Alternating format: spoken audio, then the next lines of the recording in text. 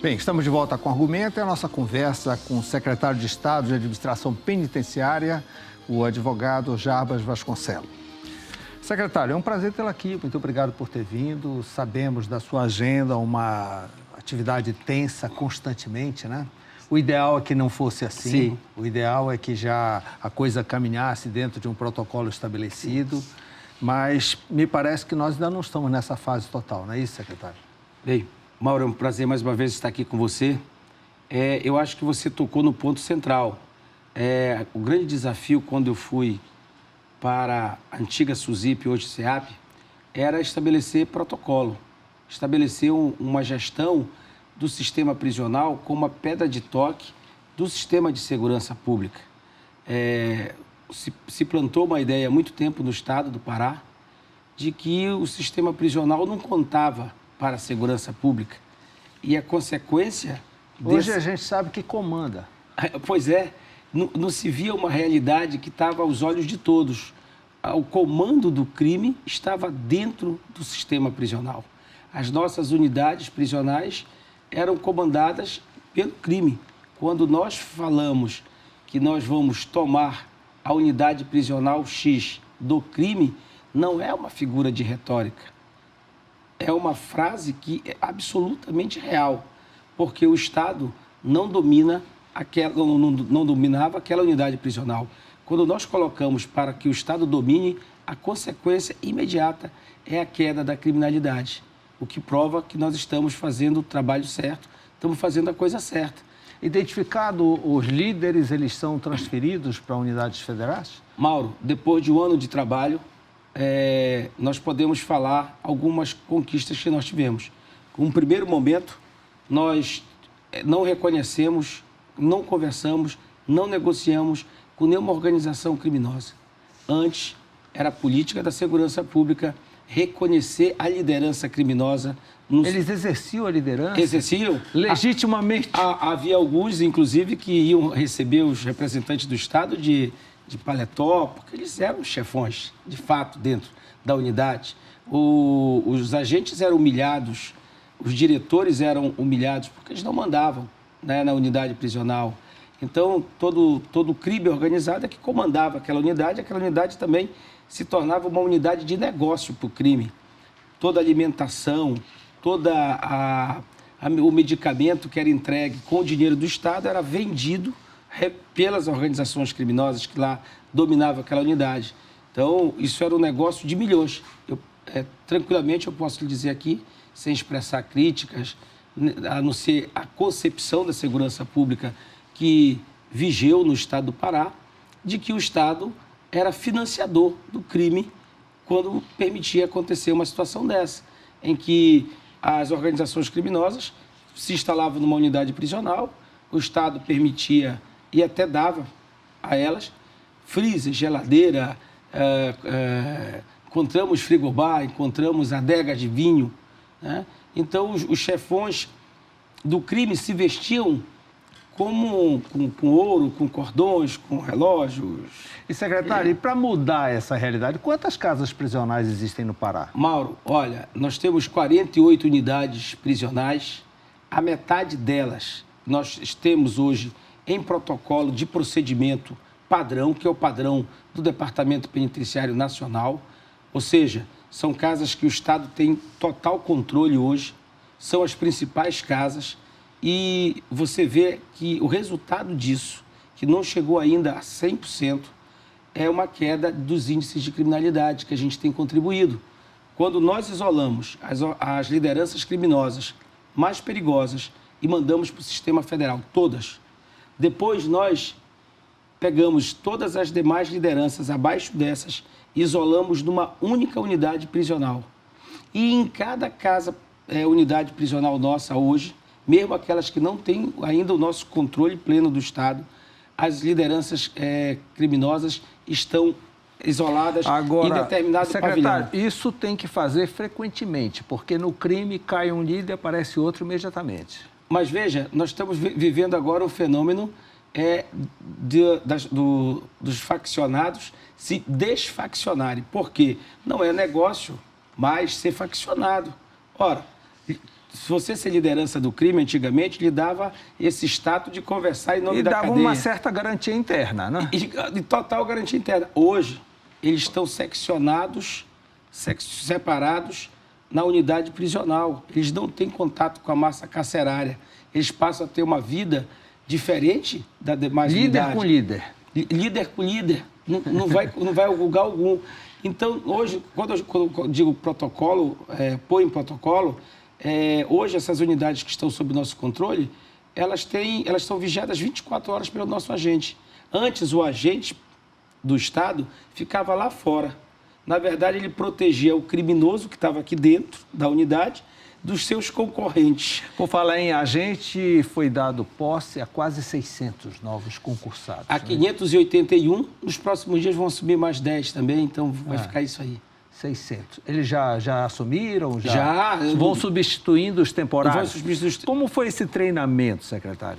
O treinamento muito bom, muito intenso, um treinamento feito deles na última fase, feito tanto pelo nosso Comando de Operações Penitenciárias, nosso COP, quanto também pela Força Tática de Intervenção Penitenciária, a FTIP. Então, eles foram muito bem treinados, estão bem preparados para assumir qualquer função no sistema prisional e todos eles, imediatamente a posse, já estão seguindo Esse as número unidades. é o ideal para essas 24 casas penais? Não. São 48, aliás. 48. 48 casas penais ou ainda falta muita coisa? Não, nós temos posse, o governador Helder deu posse em um ano de governo para 1.452 servidores concursados e anunciou na quarta-feira a convocação de concurso para todos os demais cargos da Secretaria. Quando nós chegamos na Secretaria... Bem, ela nem existia, né? A SUSIP só tinha 18 cargos concursados. Só 18, de 3.800. Agora nós temos agora 1.452 concursados e agora o governador anunciou na quarta-feira a convocação de concurso para os demais cargos. Ou seja, nós devemos cruzar este ano, no segundo ano de mandato do governador Helder, com todos os cargos concursados, o que significa que nós vamos ter mais tranquilidade para implantar os protocolos. Em nível de treinamento, comprometimento... Profissionalização, linha de comando, gestão eficiente do sistema. E você vê, o nosso planejamento, nós chegamos à metade das casas. Nós temos hoje 22 casas sob controle do Estado, completamente como nós queremos, e as outras estão se adaptando. Que significa que as outras ainda estão sob controle do crime? Ou estão desorganizadas? Não, elas estão se adaptando, buscando seguir este modelo. Mas nosso planejamento é que até junho agora nós possamos pôr todas as unidades prisionais, porque agora se tornou muito mais fácil, e nós vamos até junho pôr todas as unidades prisionais em procedimento, em protocolo de procedimento. Nós vamos estar fazendo um comando do nosso Comando de Operações Penitenciárias, juntamente com a FETIP, para que essas casas passem a funcionar neste protocolo. E eu posso adiantar com muita tranquilidade e com muita humildade também. Você vai ver que aonde nós implantamos os protocolos nas casas, os índices de criminalidade do Pará, que já estão em queda, vão continuar caindo ainda mais. Toda vez que conflitos também no setor penitenciário. Você tem uma ideia, há 15 dias atrás, nós fomos à unidade prisional de Paragominas e colocamos a unidade em procedimento. 10 dias depois eu fui lá e os meus colegas do Ministério Público, da Defensoria, o juiz, foram falando comigo e disseram: Jarbas, há 10 dias que nós não registramos nenhum flagrante de nenhum crime, de nenhum tipo de crime. Então, veja o impacto dessa medida na segurança pública, né? A sensação de segurança, que tanto falada, como melhora. Se você perguntar hoje para um policial militar qual é a sensação de segurança dele, ele vai dizer muita. E vai identificar isso com o controle do sistema prisional. Né? Desde Secretário, julho... Quantos custodiados existem no Estado? Nós temos hoje pouco mais de 20 mil. 20 mil. E 48, há superlotação em alguma delas? Mauro, olha só, nós temos superlotação na região metropolitana de Belém. Mas deixa eu lhe fazer uma consideração sobre superlotação. Esse é um debate que a gente precisa ter sobre superlotação. O que é uma casa superlotada? Porque não adianta ter uma casa em que você tenha o número de vagas correspondente ao número de internos se você não tiver controle.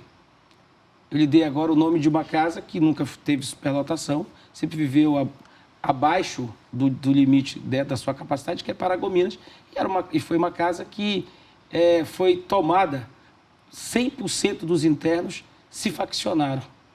Então, veja, não é só o número de internos que conta, o número de vagas, conta também o controle, gestão.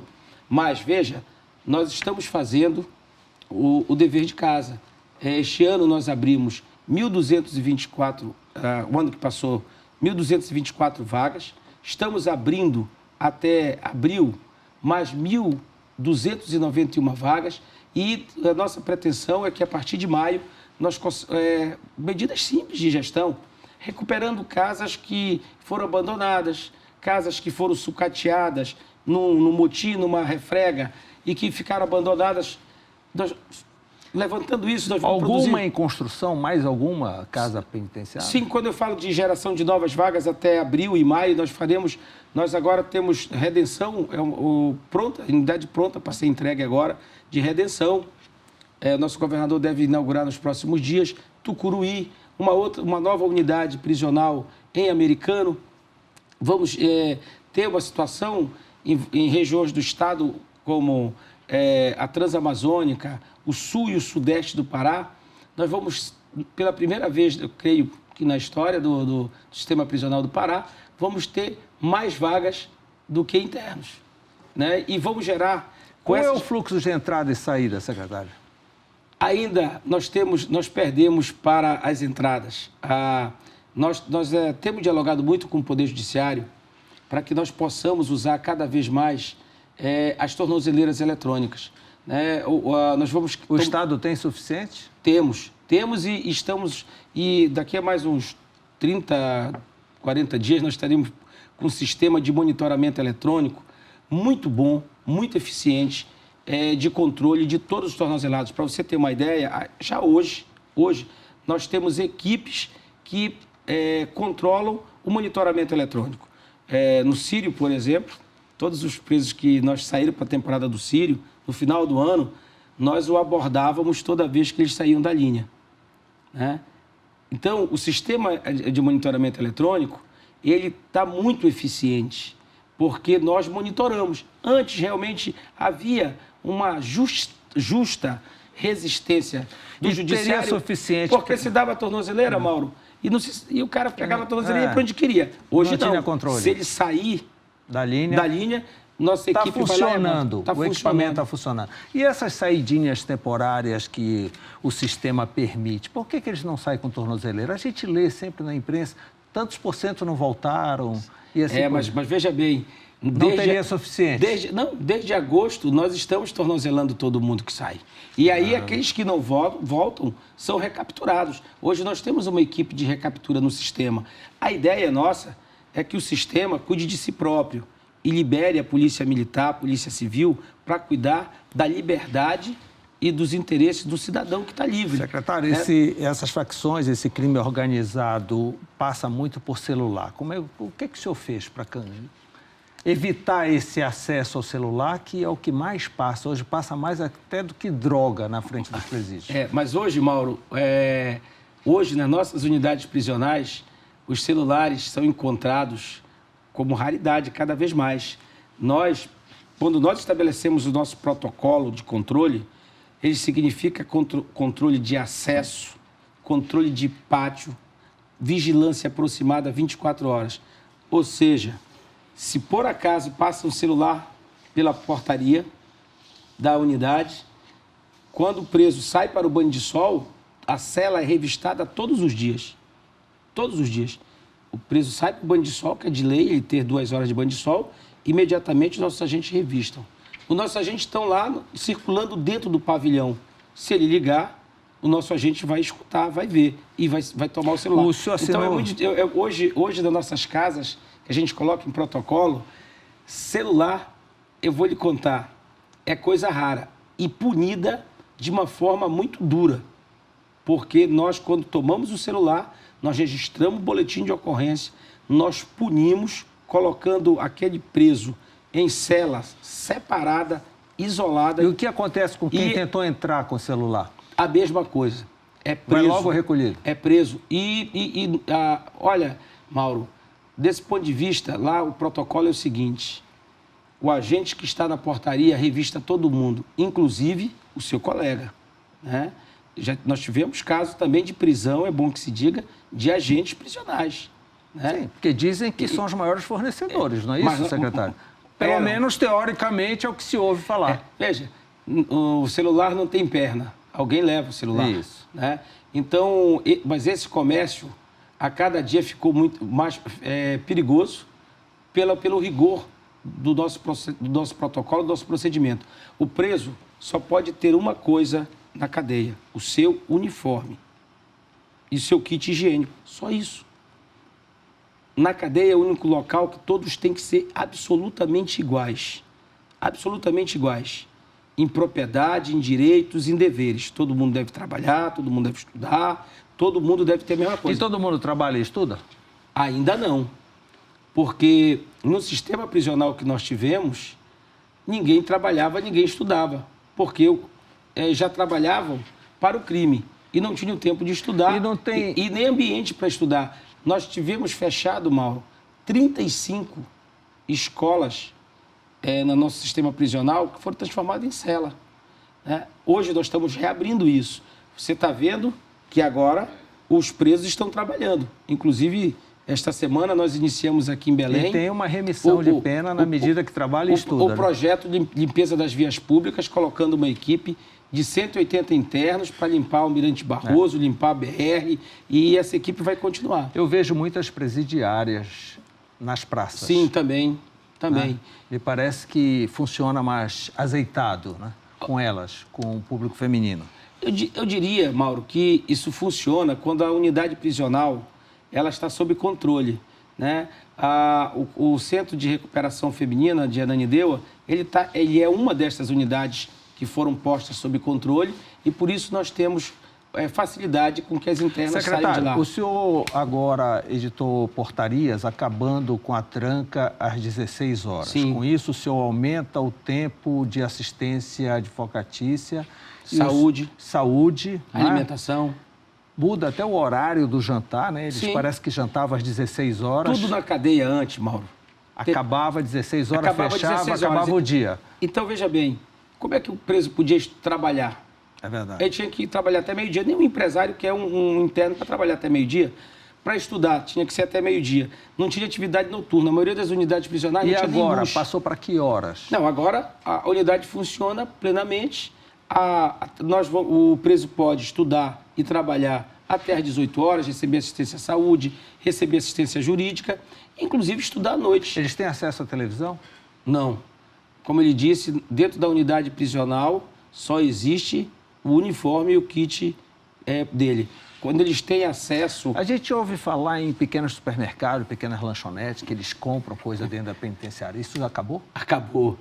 Lá tinha o mini líder, né? Tinha o super líder, tinha tudo. Era um comércio de roupa, de bens, de tudo. O comércio de drogas era evidente, né?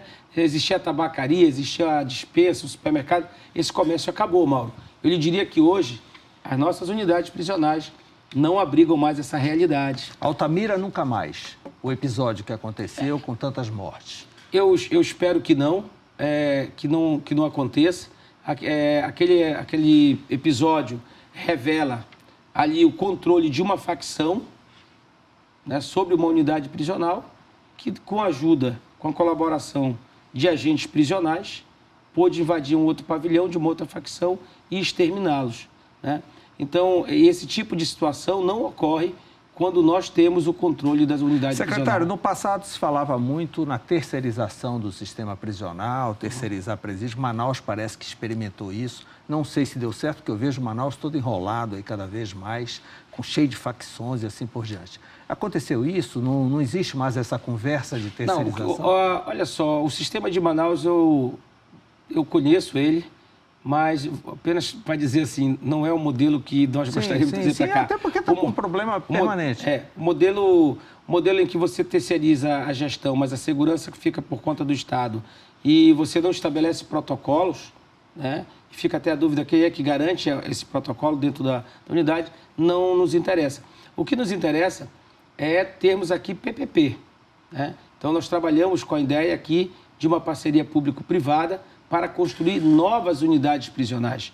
Unidades prisionais modernas, novas, né? A semelhança da PPP que existe em Minas Gerais, com 100% dos presos trabalhando e estudando, produzindo, tendo, inclusive, unidades produtivas dentro da unidade prisional, né? Então, esse modelo de PPP é importante, porque uma unidade prisional é muito cara. Uma unidade prisional de 500 lugares, né? Você está hoje trabalhando na faixa de 60 mil por vaga. Então, você está falando de uma... 60 mil ano?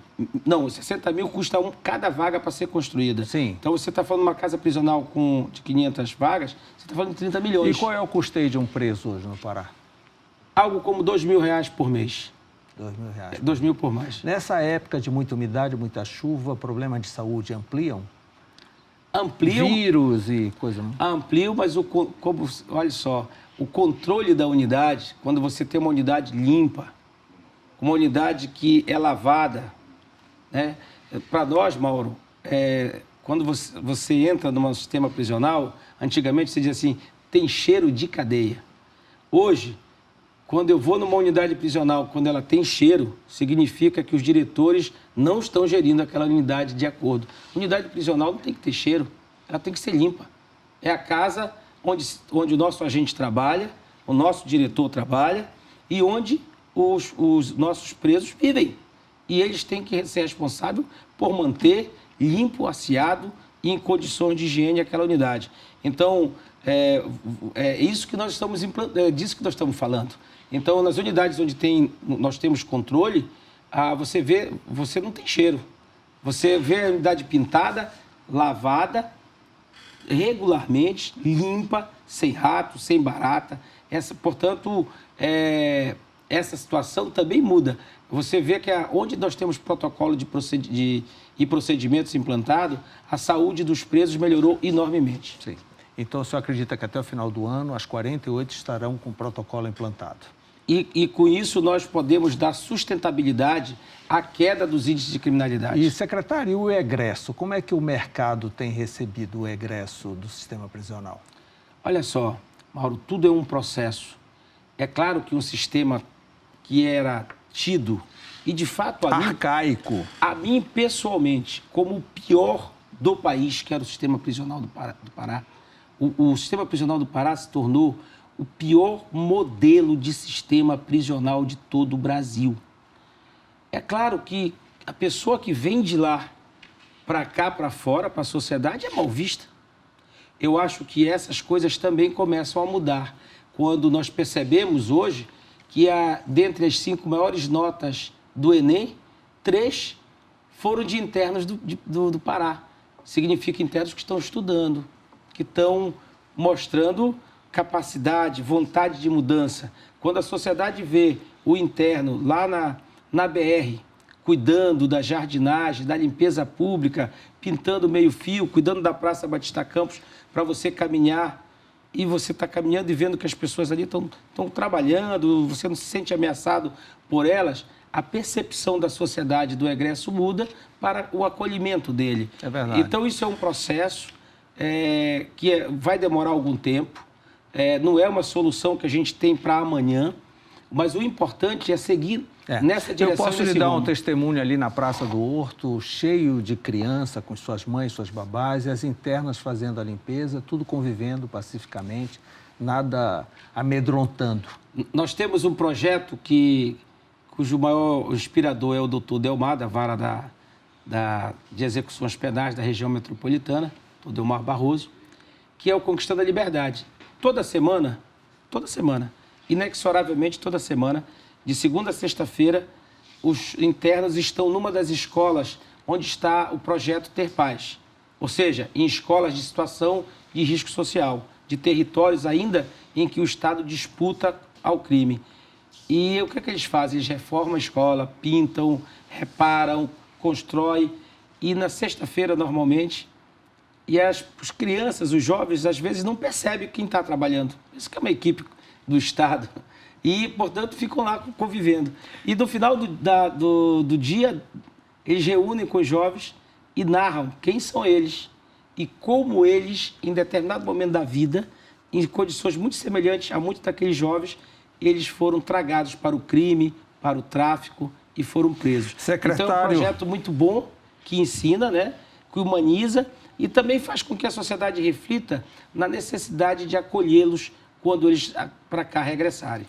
Muito obrigado por essa entrevista com informações extremamente importantes, motivadoras. A gente passa a olhar de outra forma, né? Existe, não é um ranço, mas existe uma imagem negativa, como o senhor falou, muito forte desse sistema. E quando a gente ouve falar o Estado readquirindo a liderança nesse setor, é um negócio muito importante. A gente fica bem orgulhoso.